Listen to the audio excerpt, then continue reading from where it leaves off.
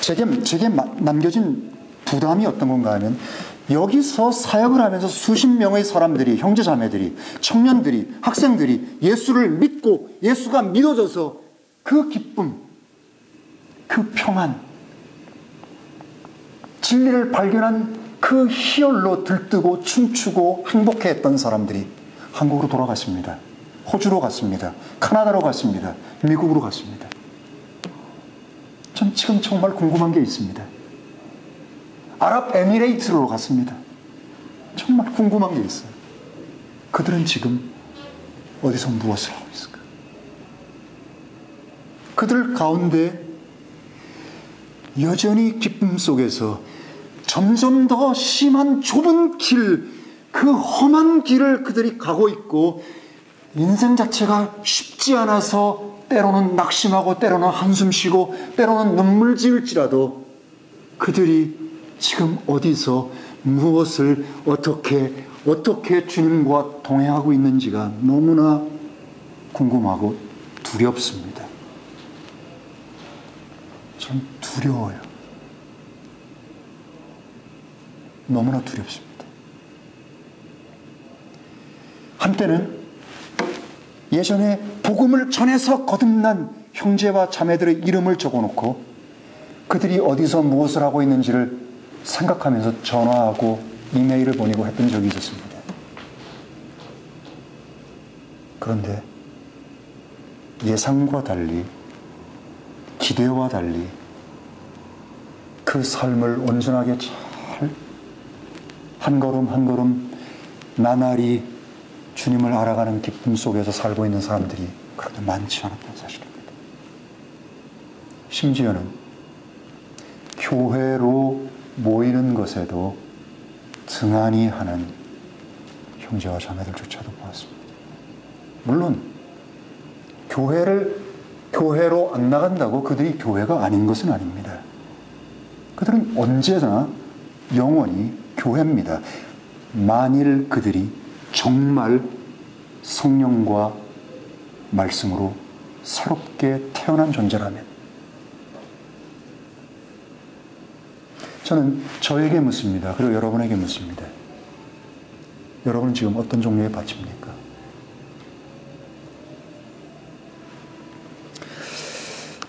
두 번째를 한번 보죠. 첫 번째부터 볼까요?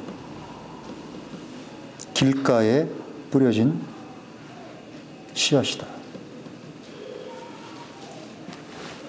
저는 정확하게 잘 모르겠습니다. 제가 농사를 잠깐 배워본 적이 있었고, 그래서 씨앗을 뿌린 적이 있습니다. 근데 농부에게는요, 씨앗이 굉장히 소중합니다. 그렇기 때문에 여기서 또는 밀레의 그림처럼 씨 뿌리는 농부처럼 씨앗을 이렇게 잡아서 씨앗을 흩뿌리는 사람들은 실제로 그런 경우는 별로 없습니다. 어떻게 심습니까? 하나씩 정교하게 심습니다. 왜요? 그 하나의 씨앗이 너무나 소중하기 때문에 농부에게는 그 씨앗 하나하나가 그냥 대충 아무렇게나 이렇게 되는 걸 원치 않습니다. 그래서 조심스럽게 심습니다. 다만 예외가 있습니다. 밭을 쉬게 만들 때 그 밭을 질소가 많이 생성되도록 만들기 위해서 씨를 뿌릴 때가 있습니다. 그럴 땐 흩뿌립니다. 여러 종류의 씨앗을 흩뿌려서 그것들이 그냥 대충 이렇게 자라도록 그렇게 만들곤 합니다.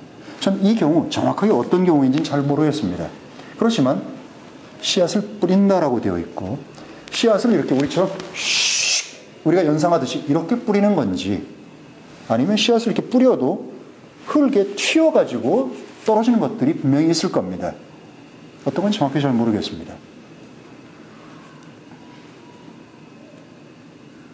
첫 번째, 길가에 있는 자들입니다. 말씀을 듣습니다. 이 네 밭은 공통적으로 말씀을 다 듣습니다. 여러분, 중요한 게 그겁니다. 말씀을 듣습니다. 말씀을 듣습니다. 그런데 길 위에 떨어졌기 때문에 마귀가 와서 그들이 이 말씀을 듣고 믿고 구원받지 못하도록 그들의 마음에서 들은 하나님의 말씀을 낚아채 간다는 사실입니다. 나만 하지 않게 만든다는 사실입니다. 문을 열고 나가는 순간에 90%를 잊어버리고, 두 번째 문을 열고 나가는 순간에 93%를, 자기 집 문을 열고 들어가는 순간에 95%를, 하루 자고 나면 99%를. 우린 상당히 이렇게 기억력에 한계가 있습니다만, 길 위에 뿌려졌다는 것은 그 말씀을 듣고 그 말씀을 믿고 그 말씀을 받아들여서 그 말씀대로 행하여 순종하지 못할, 결국 구원받지 못하도록 말씀을 뺏어가는 존재가 있다는 사실입니다. 이 안에 분명히 있습니다. 말씀을 듣습니다. 그렇지만 말씀이 내 안에 심겨지지 않습니다. 두 번째는 바위 위에 있는 자들, 13절입니다. 8장 13절. 곧 말씀을 들을 때 그 말씀을 기쁨으로 받으나 뿌리가 없어 잠시 동안 믿다가 시험의 때에 변절하는 자들이요. 이게 심각한 자입니다.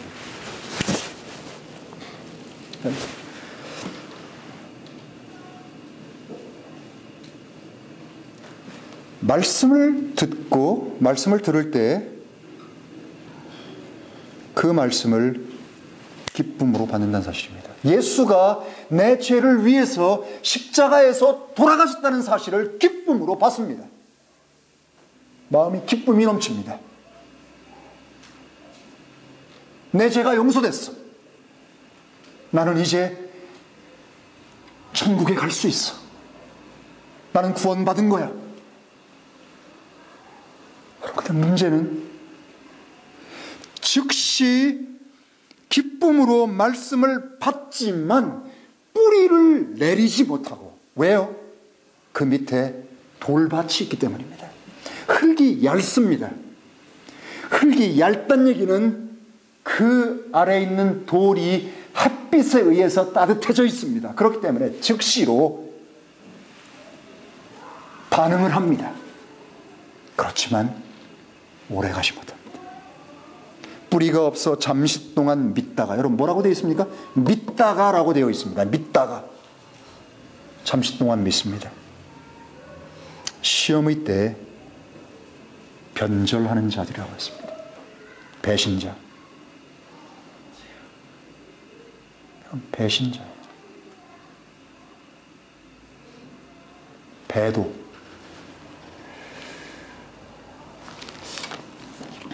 마가복음 4장인가요? 마가복음 이 병행 구절을 보면 마가복음 4장인가요? 네, 4장이네요. 17절을 한번 보십시오. 16, 17절을. 마가복음 4장 16, 17절입니다. 또 이와 같이 돌밭에 뿌려진 자들은 이들이니 곧 말씀을 들을 때 즉시 기쁨으로 받으나 자기들 안에 뿌리가 없어 잠깐 견디다가, 여러분 견딥니다. 후에, 여기 중요한 말이 이겁니다. 이건 빨간 색깔로 밑줄 쫙 그어야 됩니다. 뭐라고요? 말씀으로 인하여 고난이나 핍박이 일어나는 때에는 곧 실족하는 자들이요.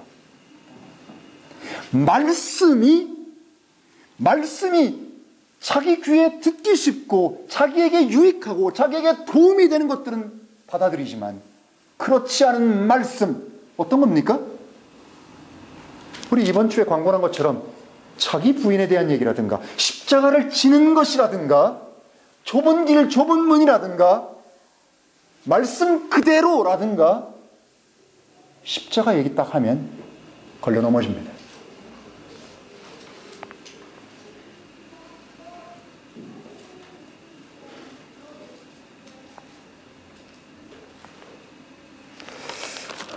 이게 아주 심각한 문제입니다. 말씀으로 인하여 고난이나 핍박이 일어나는 때에는 곧 실족하다.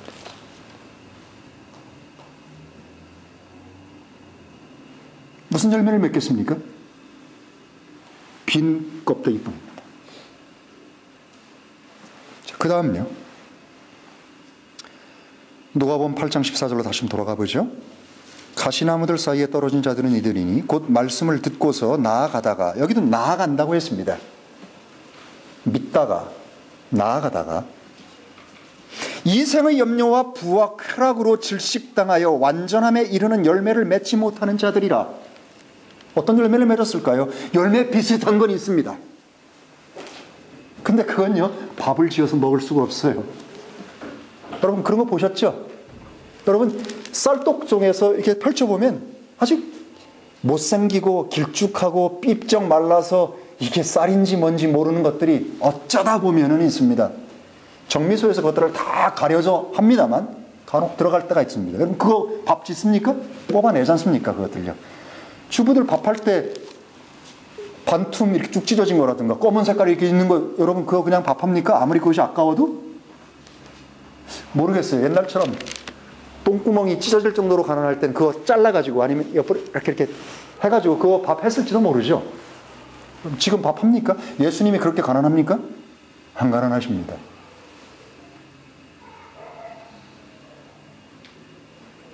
어떤 열매입니까? 먹을 수 없는 열매입니다.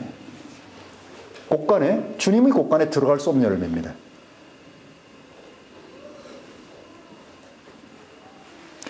마가복음을 다시 보면 이렇게 되어 있습니다. 마가복음 4장 18절, 손가락 하나 껴놓으시고 왔다 갔다 하면서 볼 테니까, 가시나무들 사이에 뿌려진 자들은 이들이니 곧 말씀을 듣되 이 세상의 염려와 부의 속임, 여러분 부의 속임, the deceitfulness of riches, 부의 속임, 기타 정욕들이 들어와 말씀을 질식케 하여 그 말씀에 열매 맺지 못하느니라. 그 말씀이 질식되어 버립니다. 참 불행한 얘기지만요, 하나님이 나를 다루어 가시는 과정 속에서 나의 믿음의 완성을 하나님께서 어떻게 사용하는지에 따라서 때로는 나를 부하게도 하실 수 있고 아주 부하게도 하실 수 있을지 몰라도, 여러분 예수를 믿는다는 것은요, 기본적으로 부하려고 하는 마음 자체를 꺾어버리는 겁니다. 심각하죠? 부의 속임, the deceitfulness of riches, 부의 속임이라고 얘기했습니다. 돈을 사랑함이 일만 악의 근원이라고 디모데전서 6장은 천명하고 있습니다. 많은 사람이 믿음에서 떠나 부자가 되고자 해서, 부자가 되려고 해서 믿음에서 떠나서 파산한다고 되어 있습니다. 그럼 어느 정도까지입니까, 여러분? 우린 먹고 살면 됩니다. 먹고 살면 됩니다. 근데 문제는요, 주님이 주신, 성령께서 주신 선물인 믿음이 우리 가운데 들어오면요, 그것들을 정확하게 분별해냅니다. 근데 그게 아니면요, 여전히 갈등하고 여전히 고통스러워하고 여전히 괴로워합니다. 미안하지만 여러분, 포기하십시오. 사랑하는 여러분, 우리 포기합시다. 그게 말씀의 성취입니다. 부자가 되려고 하지 마십시오. 먹고 사십시오. 안 굶어 죽습니다, 여러분. 먹고 사십시오. 먹고 살아도요, 자식들을 잘 이룰 수 있고 행복하게 살 수 있고 아무 문제 없이 살 수 있습니다. 그냥 먹고 사십시오. 하루 벌어서, 오늘 자매님 말씀처럼 하루 벌어서 하루를 사십시오. 내일은 또 주님이 내일 주실 거고 하루 벌어 살면 되고, 부에 대한 집착과 연민과 끈끈하게 그것들을 얻고 싶어하는 것들이 남아있는 한 절대로 열매를 맺지 못합니다. 질식당합니다. 제 말이 아닙니다. 주님의 말씀입니다.